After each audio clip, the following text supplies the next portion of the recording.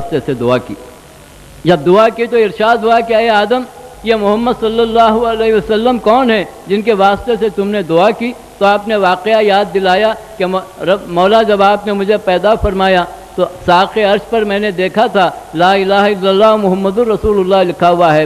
جنت کے دیواروں پر، کیواڑوں پر، جھاڑوں پر، درختوں پر، پھلوں پر، پتوں پر جہاں بھی میری نظر جاتی محمد رسول اللہ صلی اللہ علیہ وسلم کا نام مبارک میں نے لکھا ہوا دیکھا۔ اسی وقت میں جان گیا تھا کہ آپ کی بارگاہ میں ان سے زیادہ بڑھ کر کوئی محبوب اور شفیع نہیں۔ کہا کہ بے شک اے آدم، محمد صلی اللہ علیہ وسلم خاتم النبیین ہیں، وہ تمہاری اولاد میں ہوں گے، لیکن اگر میں ان کو پیدا نہ کرتا تو تم بھی پیدا نہ کیے جاتے۔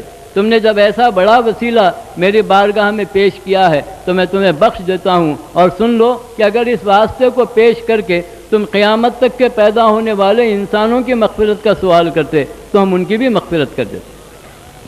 تو یہ وہ واسطہ ہے کہ آپ نے اپنے عقیل وقت میں حضرت شیس علیہ السلام کو وصیت کی کہ بیٹا جب کبھی مصیبتیں اور پریشانیاں تمہیں آ گھیریں تو اس وقت پریشان نہ ہونا، بارگاہ خداوندی میں دست دعا کو بلند کرنا، مانگنا، اور اپنے باپ کی سنت کو یاد رکھنا کہ محمد الرسول اللہ صلی اللہ علیہ وسلم کا واسطہ دے کر دعا کرنا۔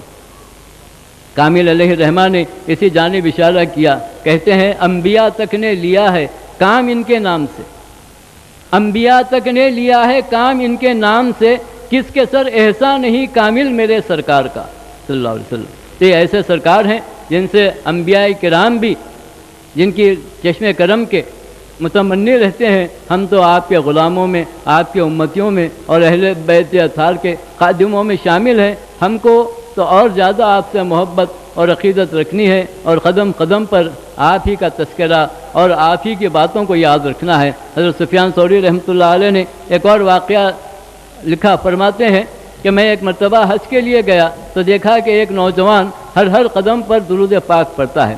میں نے اس کا ہاتھ پکڑ کر پوچھا کہ بیٹا تو ہر قدم پر یہ درود پڑھتا ہے، اس کا کیا سبب ہے؟ کہا کہ حضرت ایک خاص وجہ ہے اس کی۔ آپ کون ہیں؟ کہا کہ میں سفیان ثوری ہوں۔ تو کہا کہ آپ اگر خدا کے ولی اور محدث نہ ہوتے تو یہ بات میں آپ کے سامنے نہیں کہتا۔ سنیے، میں اور میرے والد دونوں حج کے لیے نکلے، اثناء سفر میں میرے والد بیمار ہو گئے، قافلے والوں نے ہمیں چھوڑ دیا، کافی دور نکل گئے، ہم اندھیرے میں بھٹکتے رہے۔ اس کے بعد موت نے میرے باپ کو آ دبوچا اور عین مسافری کی حالت میں میرے والد کا انتقال ہو گیا، اور اس پر غضب یہ ہوا کہ اس کا چہرہ مست ہو گیا۔ میں حیران و پریشان ہو گیا کہ کیا کروں، ایک تو مسافری کا عالم، دوسرے باپ کی موت، اور تیسرے اس چہرے کا مسخ ہو جانا، یہ میرے لیے 3 مصیبتیں تھیں۔ میں روتا ہوا ایک مقام پر بیٹھ گیا۔ تھوڑی دیر بعد نیم بیداری کی کیفیت میں کیا دیکھتا ہوں کہ سارے جنگل میں خوشبو محسوس ہونے لگی، اس کے ساتھ ہلکی ہلکی روشنی پھیلنے لگی۔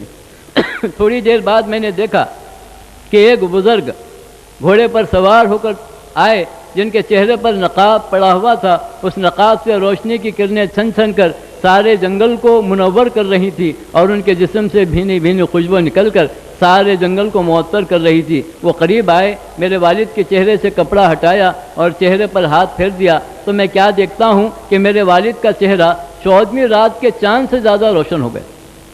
نہ صرف اصلی حالت پر آ گیا بلکہ 14ویں رات کے چاند سے زیادہ روشن ہو گیا۔ میں فوراً قدموں پر گر گیا، قدم بوسی کے بعد عرض کیا کہ للہ مجھ مسافر پر اور میرے باپ پر آپ نے اتنا کرم فرمایا ہے، اتنا بتاتے جائیے کہ آپ کا نام نامی اس میں گرامی کیا ہے۔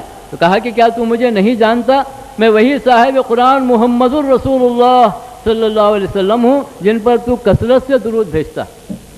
میں تجھے مصیبت میں دیکھا اور یہاں پہنچ گیا، اسی طرح میں ہر اپنے چاہنے والے کے پاس پہنچ جاتا ہوں۔ یہ نہ سمجھیے کہ رسول پاک ہم سے دور ہیں، ہم اپنی غفلتوں کی وجہ سے ان سے دور ہیں، ورنہ ہر لمحہ ہماری اطلاع ان کو ہو رہی ہے، اور ہر لمحہ وہ اپنی امت کے احوال سے واقف ہیں۔ اسی لیے حدیث کی کتابوں میں آیا ہے کہ ہر پیر اور جمعرات کے دن امت کے اعمال بارگاہ خداوندی میں پیش کیے جاتے ہیں۔ سرکار اچھے اعمال کو دیکھ کر قبولیت کی دعا کرتے ہیں، اور برے اعمال پر رب تبارک و تعالیٰ سے بخشش کا معروضہ کرتے ہیں، اور فرماتے ہیں کہ جب تم لوگ درود پڑھتے ہو تو وہ درود ملائکہ کے ذریعے مجھ تک پہنچا دیا جاتا ہے، لیکن صدق دل کے ساتھ جو درود پڑھتا ہے خود میں اس کے درود کو سنتا ہوں اور اس کو جانتا ہوں۔